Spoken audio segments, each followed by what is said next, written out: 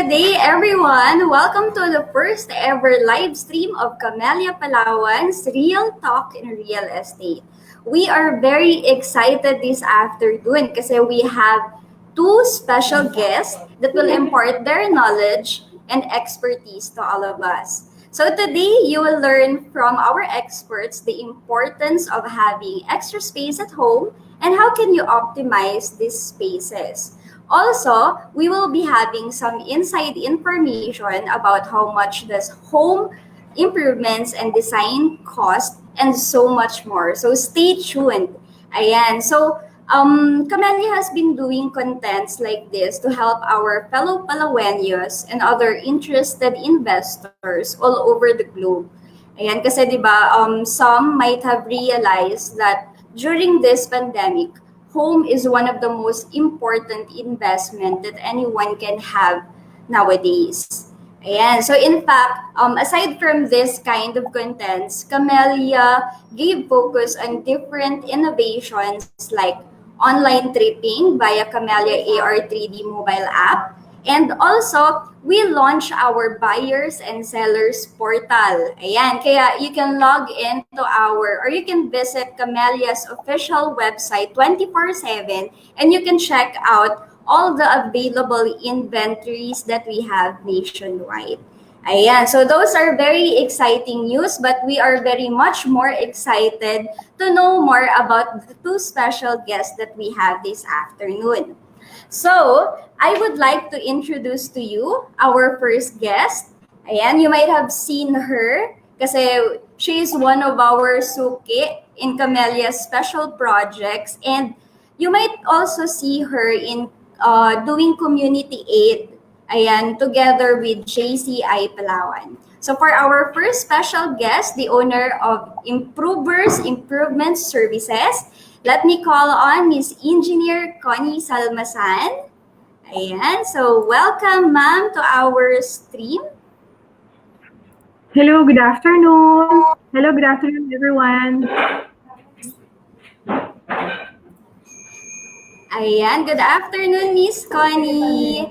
Ayan, and for our second guest this afternoon, we have, we have the privilege to have the global Palawenyo architect and the architect behind BLN Architectural and Interiors. So let's call on architect Jefferson Bulan. Ayan. Hello!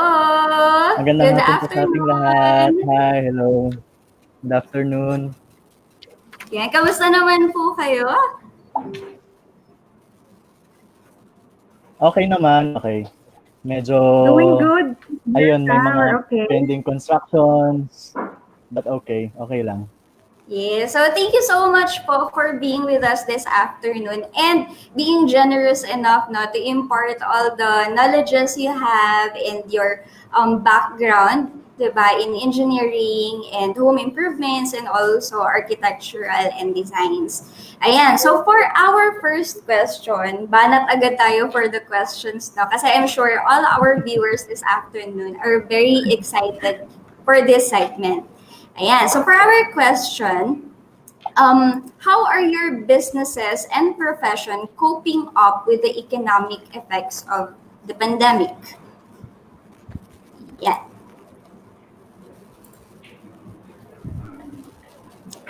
These trying times is actually hard for us, no? But then we try in our business in Improver. We try to at least offer one of our services, which is the design. So we do online consultations, no? We still get connected with our clients na pending ang construction. And then we also offer space planning, no? For them to prepare and other things in their home na during pandemic, since we are all at home, we accept free consultation in space planning. Wow. So all talaga mo, ma'am, no? Actually, ngayong during the past 2 months of ECQ, many businesses are doing online services. Yes. And so that's very good Yes. to hear now para at least we are still reachable and to our clients. So how about you, Architect Jeff? Ayun, same kila Ma'am Connie, 'no.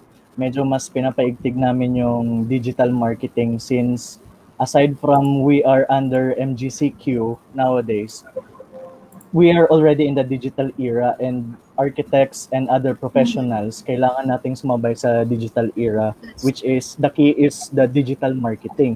But for the architects, we for our code of ethics, no, bawal sa amin yung paid advertisement. So as much as possible, we we do encourage the public to be aware kung ano yung importance ng profession namin ng architecture. And another is medyo masaya ito yung part na 'to sa pag-evolve ng designs because nag-e-evolve na ngayon yung designs especially sa residential buildings or sa mga designs ng bahay. Like, later on, mababanggit natin kung ano yung mga possible na trends, kumbaga, sa mga residentials. Actually, that's my second question. Ano, what do you think po are the upcoming trends in home design? Ayan. Alright, siguro let's start with Architect Jeff. Yan, kasi may sagot na Okay. siya kanina. Okay, for our upcoming trends ngayon sa ating residential buildings, sa design ng mga bahay, no, most probably magkakaroon na tayo ng area wherein kailangan natin mag-disinfect. Most probably ito sa mga nasa harap ng bahay as much as possible as we can, no? We can create an area or a room wherein you can leave your used clothes na galing sa labas or mahalaga rin yung mga shoe racks para hindi aabot sa loob yung virus or yung dirt because Yes. very sensitive dito yung mga may respiratory health problems. As much as possible, we should not bring the dirt inside. So disinfectant rooms are very important nowadays in designing or para maka-cope up tayo sa pandemic na ito. Another thing is to have a closer toilet and bath sa ating entrances para after disinfectant room, we can have that area or the toilet and bath para makaligo ka kaagad, especially sa mga frontliners natin. Kumbaga paghubad mo, maliligo ka kaagad para before you enter the entire house, safe na yung mga family members mo. Kumbaga kasi galing ka sa labas eh. Then another is big help ngayon yung greeneries or yung mga plants, yung paglagay natin ng mga plants. And yung pinaka basic, we should go back to the basics, no? From the old days, kumbaga. Yung tipong if we have visitors, hindi na natin sila papapasukin sa pinakaloob ng bahay. Kumbaga, hindi na natin sila papapuntahin sa ating living areas or ating dining areas. What could be the solution is to improve your terraces, your balconies, your verandas. Kumbaga, doon na lang kayo mag-uusap, no? Kung hindi naman talaga as in very important or dadaan lang para segregated kumbaga ang ating spaces. You still have the privacy and the safety for your entire family members. That's true. Yes, I agree with that. How about you, Ma'am Connie? Ayan. So, doing improvement si Ma'am Connie. Yes, with regards naman sa yes, with home interiors, no, yung possible trends. By the way, architect, thank you for no, for sharing that. That is his focus, Miss Blessa, is more on the safety and sanitation. I would like naman to share the trends inside the house wherein, kung anong pwedeng magawa ng bawat family sa loob ng bahay, aside the safety and sanitation. Well, during this pandemic, we all know since most of us are at home, every households feel empowered to take on home improvements by themselves, di ba? And Yes. extra space storage or what we call the space saving design is one of the trends these days. Because if you want an organized space, then storage is the most important part of it. And then as I observed, no, most of the families started doing general cleaning, Mm-mm. sorting the things inside their house, and then after that, as a result, they found other space that they can utilize for organizing other home stuff. So with that, the storage is one of the most important aspects of every house out there. So if you are perfectly organized, then you can use extra space even effectively. Kasi the way you utilize space is important no matter how much space you have after mo mag-general cleaning. Kasi ang True. purpose diyan 'pag nag-general cleaning, every family part din yun ng malinis sa Bonding. loob ng bahay for their Yes. safety. And aside from that, yes, aside from that, they discover after nilang malinis lahat, matanggal nila yung mga hindi na kailangan, doon nila nakikita yung iba pang available space sa loob ng bahay. Then you Yes. can smartly use and utilize the extra space, and then by the way, that is one of the services we provide. No, we call it space planning. Free yan sa improver, yung space planning po. So, Wow. yun, that is the current trend na for me that That's very insightful, ma'am. Ang dami naming nakuwang tips. Actually, dun sa sinabi mo, Miss Connie, naalala ko yung bagong community na nabubuo ngayon sa Facebook. If you have heard of the barter community, di ba? Very in na in ngayon that yes, people are going crazy, di ba? Naghahanap ng pwedeng i-barter. Ayan, so tuloy, naglilinis sila ng mga exactly. houses nila. Ayan, so yun, thank you for that. And for our next question, ito, we are on the optimistic side naman of things that even though there is a pandemic, do you see any optimistic changes on your industry, especially you're offering services in terms of like home building and home design, home improvements. Ayan, so nakakakita po ba kayo ng any opportunities ngayon?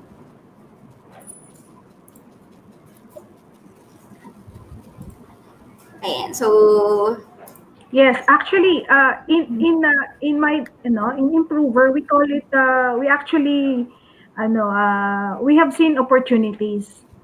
No, kahit na lockdown tayo, actually after a week of lockdown, we have received messages and calls wow. inquiring about space planning and interior design. So we can do transactions. So we did meron kaming transactions online, online consultation, no? And request for interior design. Kasi yan, nagagawa namin yung collaboration with clients through Yes. Facebook and email. And And the good Zoom. thing about it, kaya siya opportunity, no, para sa amin.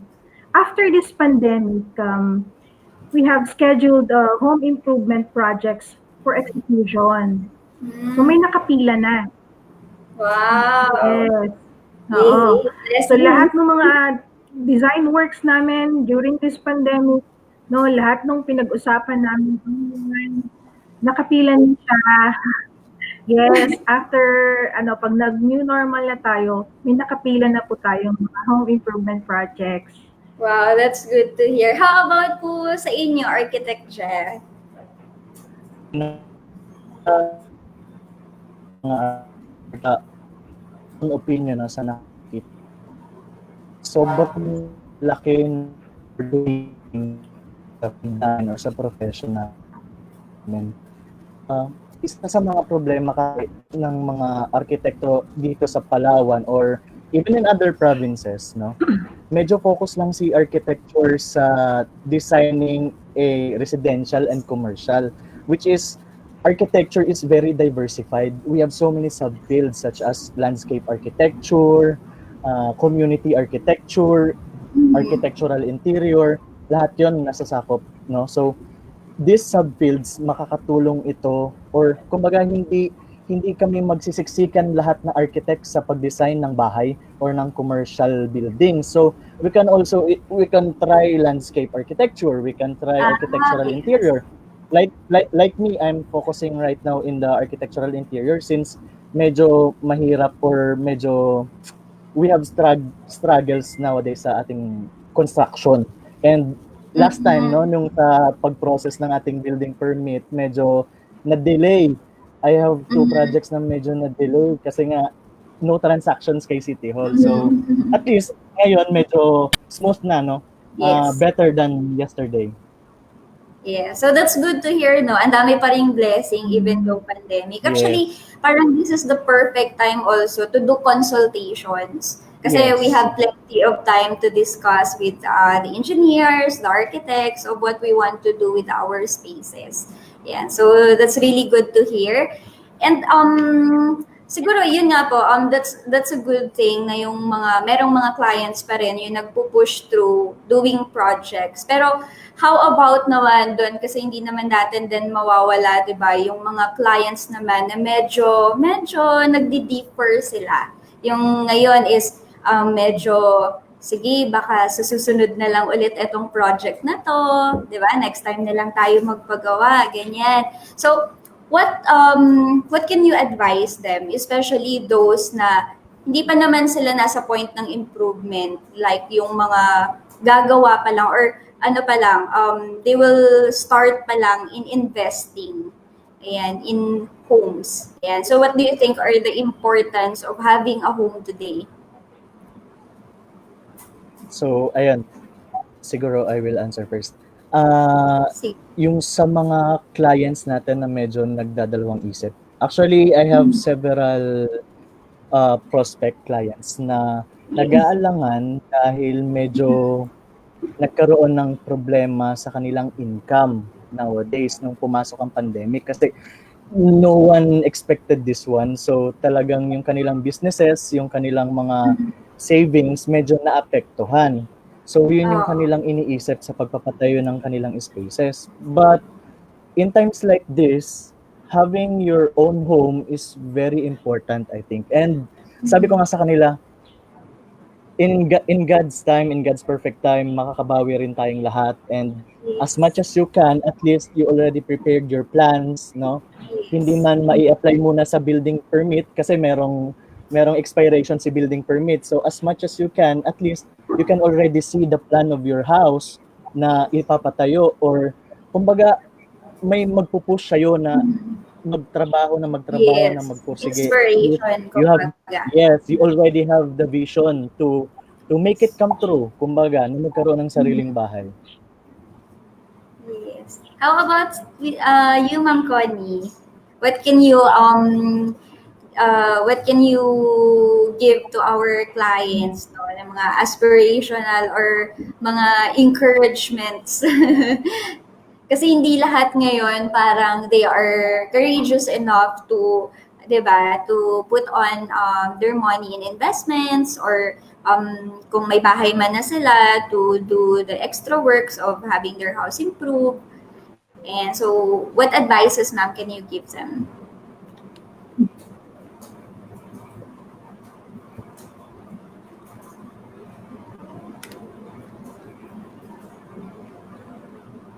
Yes, actually, in general, the importance of having a home is safety and security.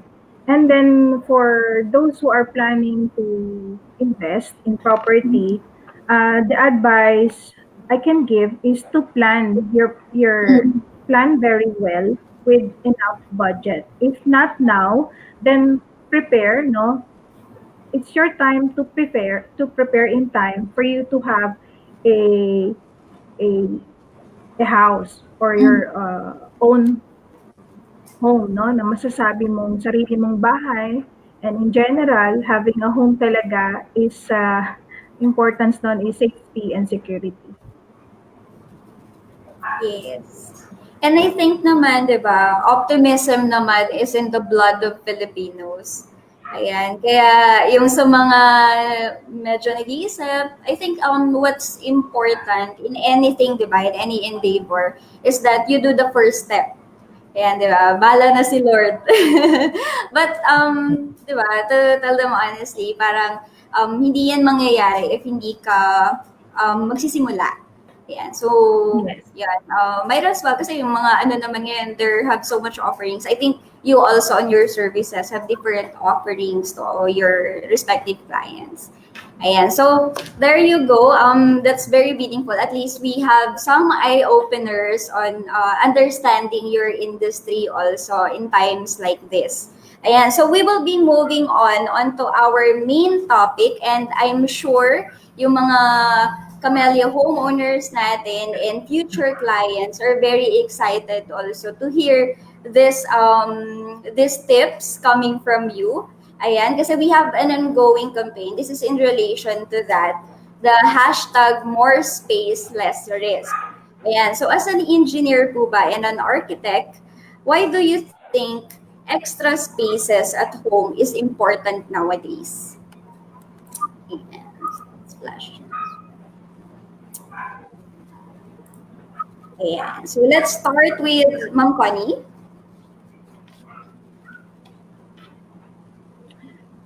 Okay, Miss Blessa. Sa interior design, extra space, yes, Miss Blessa. Yes, in home interiors. Hello? Yes, ma'am. Hello? Yes, ma'am. Go on, ma'am. Uh, in home interiors, extra space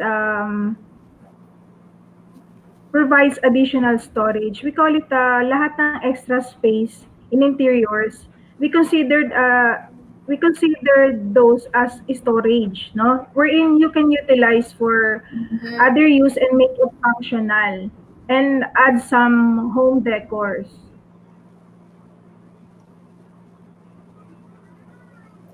All right. So let's hear with Architect Jeff. Ayan. So Ayan, Architect so Jeff, ano ba yung mga, what do you think, why do you think important yung mga extra spaces natin at home? Kasi, di ba, ang mga Pilipino, they are very particular with having bakuran, di ba? Especially if you're yes, in the province.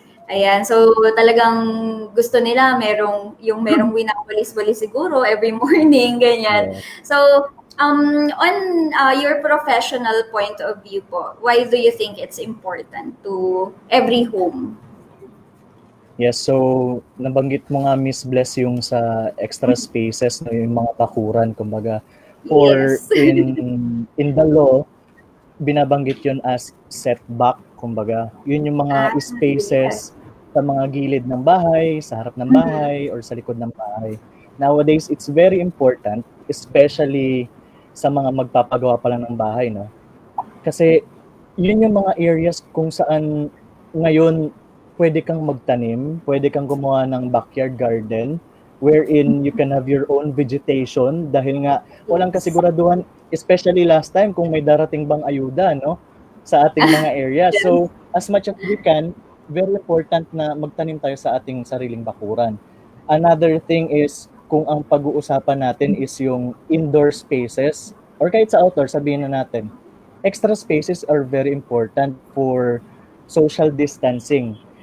Very Yes. cliche na, no? Pero palagi nang nababanggit yung social Mm. distancing. Pero Mhm. it's very important na kahit nasa sariling bahay natin, no, we have our own space. Kasi ang pinakamagandang example niyan, kumbaga sa sinihan, magkakatabi kayo. Madampi lang Mhm. yung siko ng katabi mo sa'yo na hindi mo kilala, parang awkward eh, di ba? Same goes with your Oo. own house, same goes with your own bakuran, kumbaga. Very important yun. Kaya nakakalungkot isipin, like for example sa Manila or yung mga very crowded cities, Yes. nag-lockdown, nag-quarantine. Saan sila pupunta? Especially mga bata, walang matakbuhan, walang playground. Yes. That's the importance of having the setback o yung sundin natin yung setback na binigay ng gobyerno or yung mga local government units. Yes, actually, totoo po yun, no? And in addition to that, I observed that yung mga nag inquire sa amin ngayon, they are looking for places with certain level of security. Nabanggit ata to. They're looking for that kind of exclusivity. Ayan, kasi this is Yes. what I Sorry, appreciate Miss doing. Blessa, sorry. Yes, ma'am. Yes, but this is what I appreciate doing contents with Camellia kasi I realized that when you are staying at home, 'di ba? Pag nasa loob ka ng isang subdivision or exclusive community, yung community kasi na yon is still part of your home. 'Di ba? That's Yes, like correct. you can still jog around, you can walk around, you can go biking. Those simple things that other people can't enjoy because they are super exposed to everything. Yan, even those spaces inside their houses. No, parang inside their perimeter fences. So, napakalaking bagay kung nabanggit nga ni architect na meron ka dyang 3 meters na setback sa harap or 2 meters na setback sa side. At least there is still some place, di ba, that you can go to aside from the inside of your home. Ayan. So, with that, ito po, hingi na naman kami ng tips sa inyo because you're the professionals. What ideas can you share to families or individuals who have this ample space outside their home? And may mga nabanggit kanina si Architect Jeff, but if you have your ano po, extra tips to our viewers.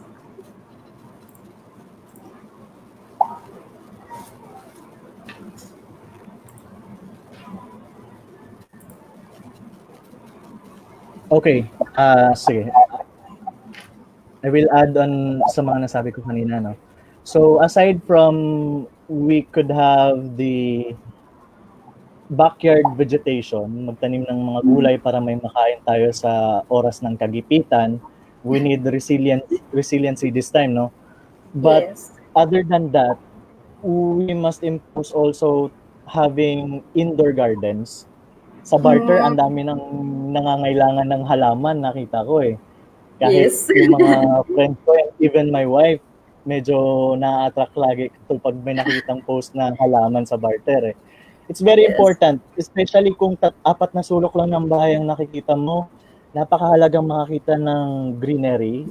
It can boost your, or it can make a space more healthy. Kasi nga, yung flow ng in-inhale natin mas magiging fresh. And another thing is to have storages, no? Since we have ample spaces, we can, kagaya ng nasabi ni Ma'am Connie kanina, ano, we can have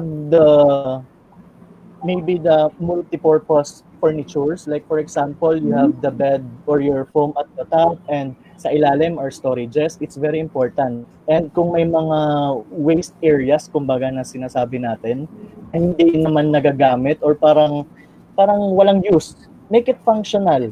Make it a storage or doon mo ilagay lahat ng mga souvenirs na galing sa mga kasal at binyag na medyo Yes. masakit sa mata, no? Para medyo organized sila doon sa isang area lang.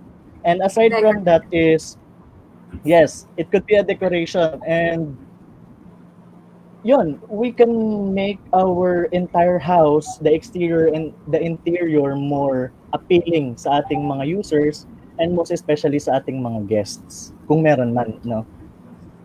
Yes, that's true, no? And for my next question, any tips on how people can optimize their interiors? I guess nabanggit na ni Miss Connie kanina yung mga space saving na mga storages. Ayan. So, ano ba yung mga sample nito, Ma'am Connie? Can you give us some example na po pwedeng tips, di ba, that we can DIY sa mga bahay namin?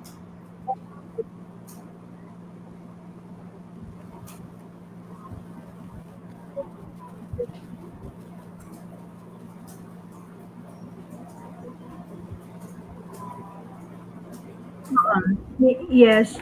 Actually, with my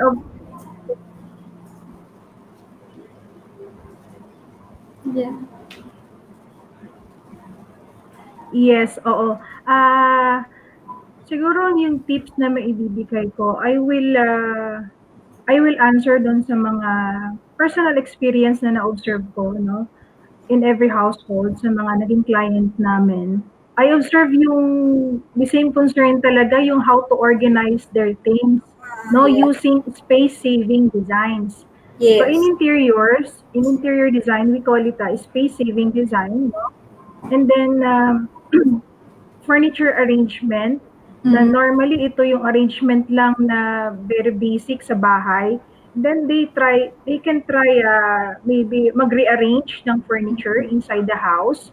And Oh. then with Mhm. oo, kasi with rearranging of furniture, dun mo rin makikita, matutuklasan yung magkakaroon ka pa pala ng makikita mo pa yung mga available space inside your house. And then with that, you will understand how effectively people organize and use their home. So with proper planning, as my advice also kanina, and yun nga, make it functional. No, for every extra space. Ngayon, uso na yung mga DIY, no? Do it Yes. your own na mga design.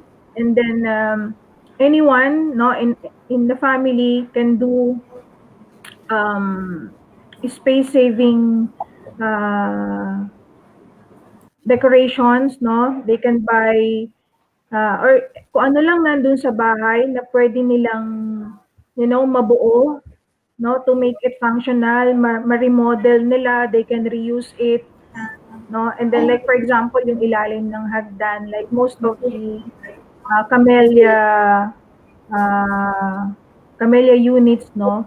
Yung ilalim ng hagdan, we utilize and that space Additional for storage. TV console with TV console with drawers, cabinets, more cabinets na kahit na ilalim ng hagdan ay mama-maximize pa, no? For other use.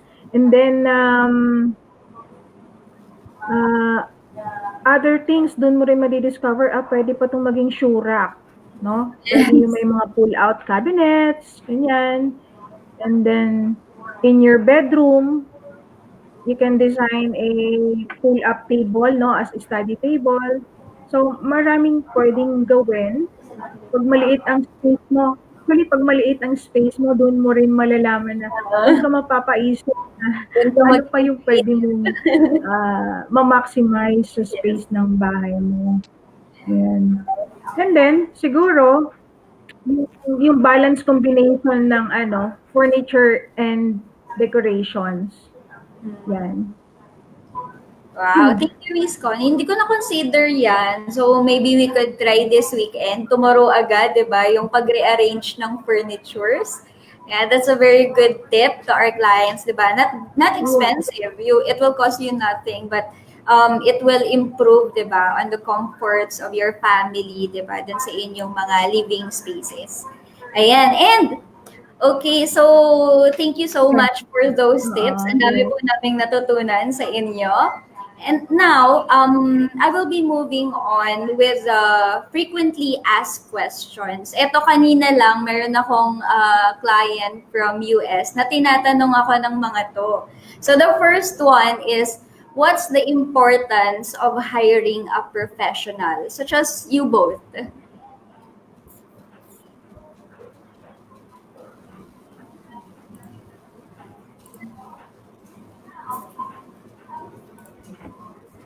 And so, would like to answer? Architect Jeff? Okay. So, importance of hiring a professional.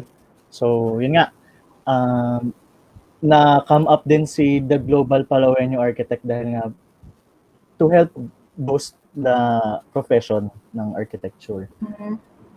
It's very important dahil kumbaga yung sa tagline nga ng United Architects of the Philippines, sa arkitekto Mhm. sigurado. Kumbaga less mistakes, less gastos. Ang naka-mindset kasi sa utak ng ibang tao is mahal kapag magpapagawa ka pa ng plano kay architect, which is parang magiging baliktad. Kumbaga kapag nagkasablay-sablay na during construction, saka maghahanap ng architect na or professional na gagawa ng iyong bahay, kumbaga para kang bumili ng isang gamit na mumurahin and then kapag nasira paulit-ulit kang bibili. So saan ka nakatipid, 'di ba? Kumbaga mas Yes. makakatipid ka kung diretso ka na doon sa expert na gagawa and let him design or kasi naniniwala ako na ang architecture is hindi lang si architect ang gumagawa. It's a combination, it's a collaboration of two minds from the architect and from the client.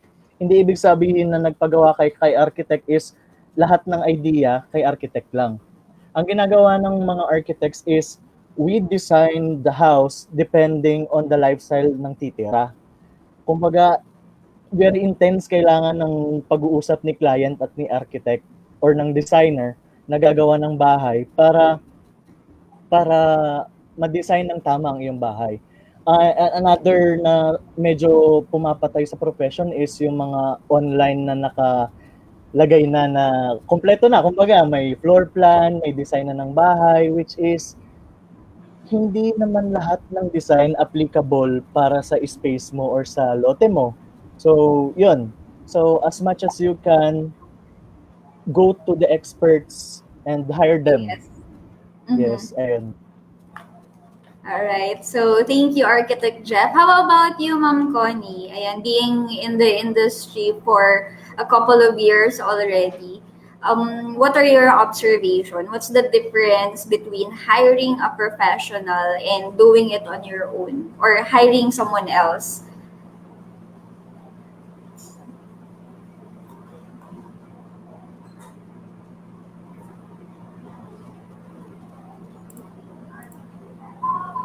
Nandyan pa siya. Wala siya.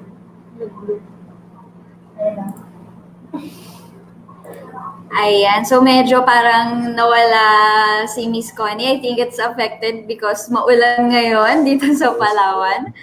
Ayan, that's the common problem here. But thank you so much, Architect Jeff, for that. Now, let me proceed to the next question. This is one of the commonly asked questions also.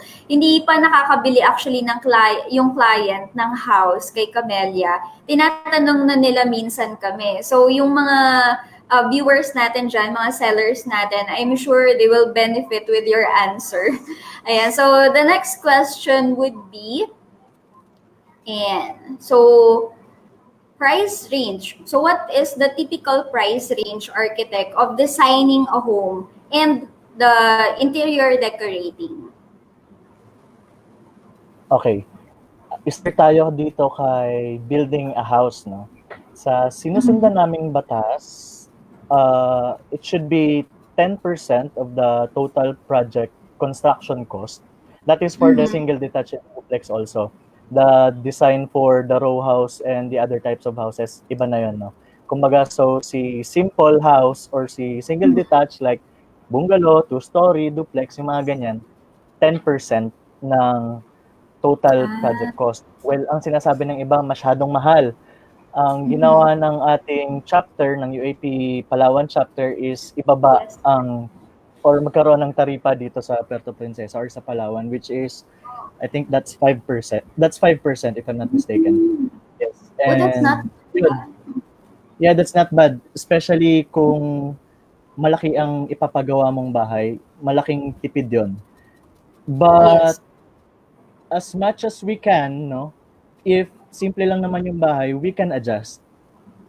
Okay. And then for the architectural interiors, ang based sa sinusundan naming batas, it's 12% to 20% of the total project cost depending sa kung gaano complicated yung gustong design ni client.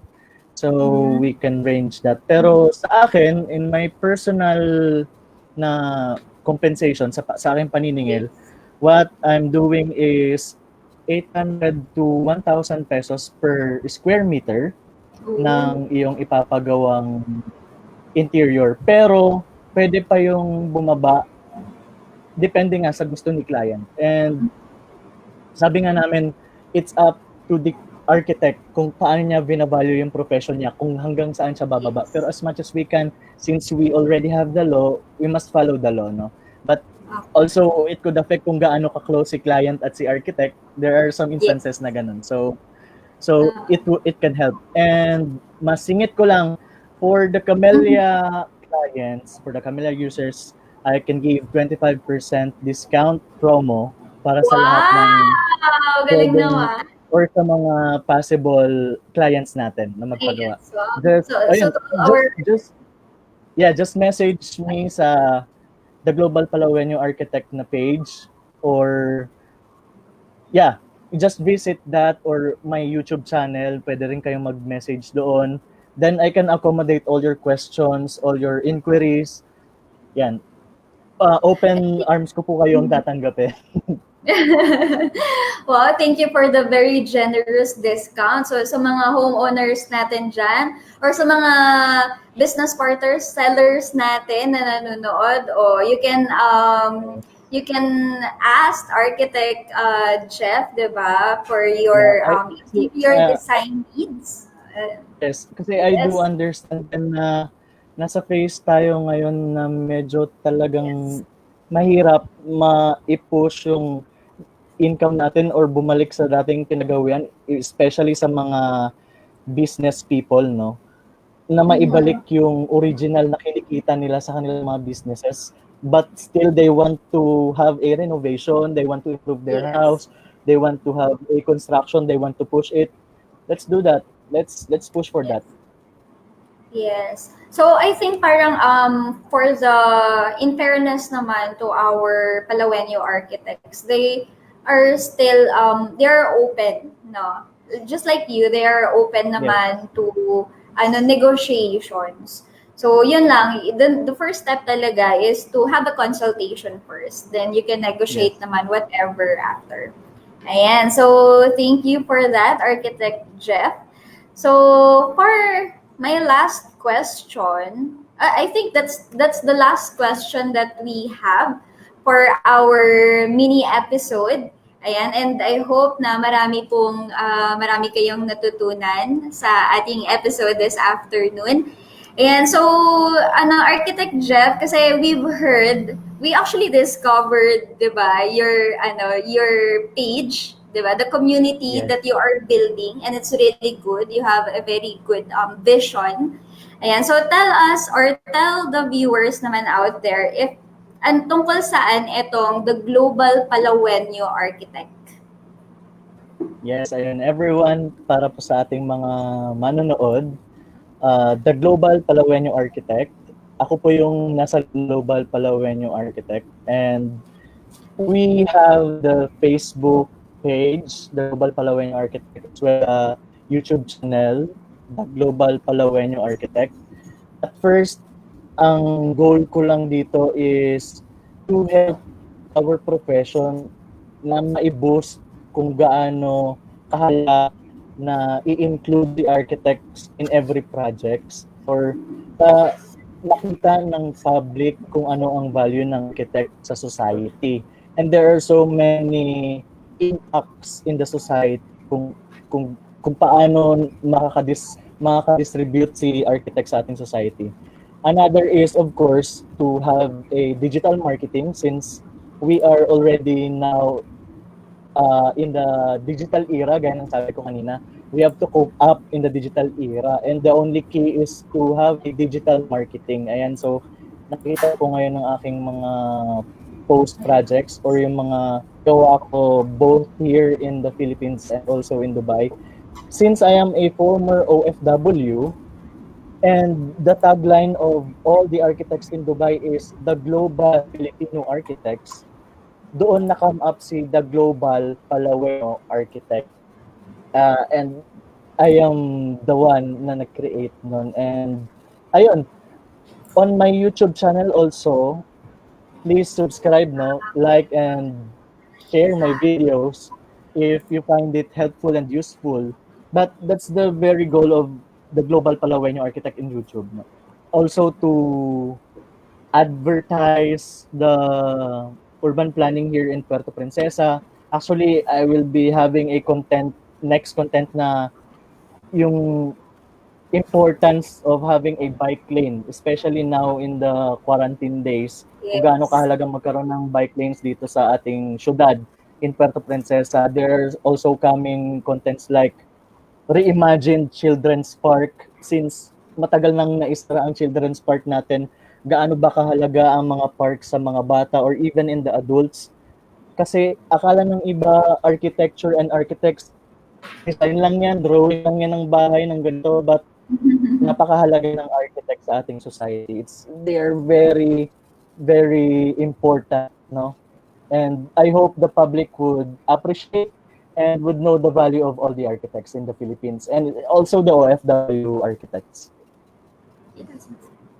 All right. Thank you, Architect Jeff. Wow, that's a very good news to our all the viewers, no. And you have a very good vision for all the Palawenyo architects, and that we are.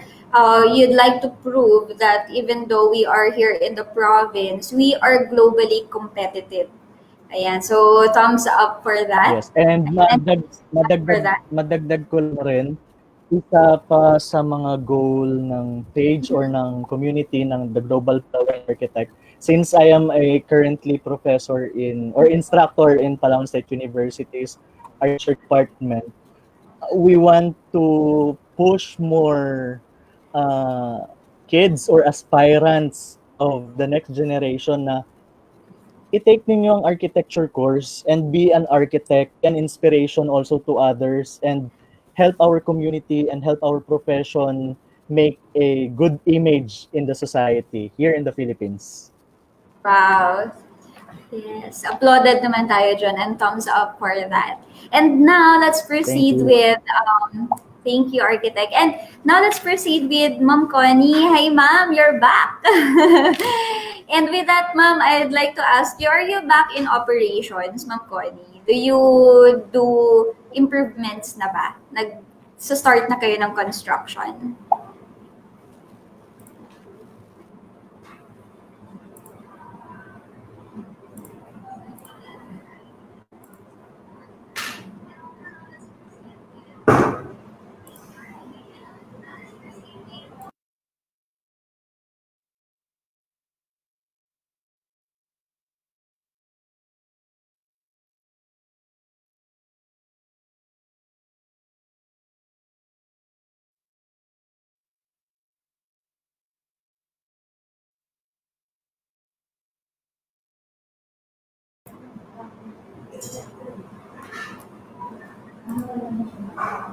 Ayun.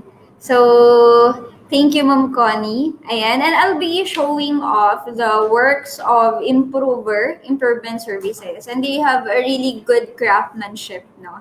We've been getting them for special projects in Camella Palawan. So, I'll be showing you.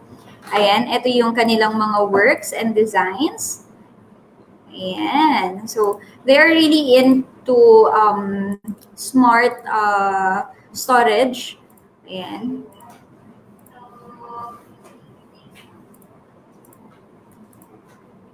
Some of these are their works actually in Camella Palawan. Or Camella Puerto Princesa rather. Alright, so there you have it. Ayan, thank you once again. I'll show you on the video. Ayan, thank you so much again, Architect Jeff and Ma'am Connie. Some of our viewers are asking if saan po nila kayo makokontak.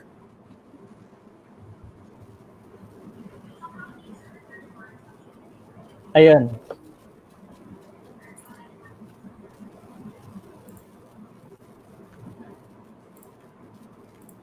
Ayun, so how to contact me? There are many ways. First is you can contact me sa The Global Palawenyo Architect behind BLN Architectural Plus Interiors sa ating Facebook page. You can private message me and I can reply you as soon as I can. Or you can also catch me sa channel, The Global Palawenyo Architect also. So yeah, and another one, I can give you my number. It's 045-839-8922. That's my business number. You can contact me there. Again, 0945-839-8922. And please tell na you have watched the Camellia live stream episode so I can give you the benefit. The promo, don't forget the 25% discount. Ayan, so Yes. message niyo na si Architect Jeff. And how about you, Ma'am Connie? Ayan, I think we are having difficulty lang on the technicalities on Miss Connie's side. But you can contact her on her Facebook account. Ayan, so may Facebook po sila. Just search on Facebook, Improvement Services. And I think meron din dapat i-offer si Miss Connie na promo. We will be messaging it here na lang, or we will be posting it on our timeline. So stay tuned after this live stream. So once again, thank you so much for being with us, Ma'am Connie and Architect Jeff. So this episode is really meaningful, and I think maraming nakuhang information and insights yung mga viewers natin in terms of home design and home improvement. So once again, thank you so much, and hope this will not be the last time that we will have you as our guest. Ayan. That will be all. Once again, thank you po so much. Bye-bye. Thank you. Bye-bye.